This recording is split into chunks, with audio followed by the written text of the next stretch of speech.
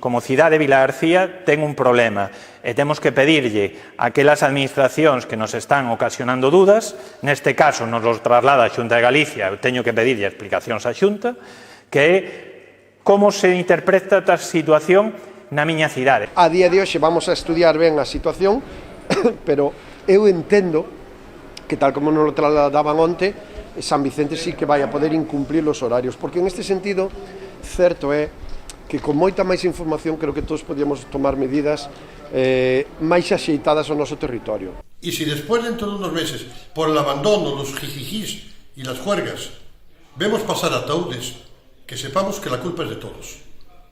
No acabó. Estamos al principio. Eso llega como poco hasta Navidades. Y la responsabilidad no es de los políticos, ni es de los médicos. Es de cada una de las personas que no marque distancias, que no use mascarillas o que tenga conductas imprudentes. Así que, por favor, sentidiño, que repito, queda una lucha muy larga y con muchos disgustos son por delante.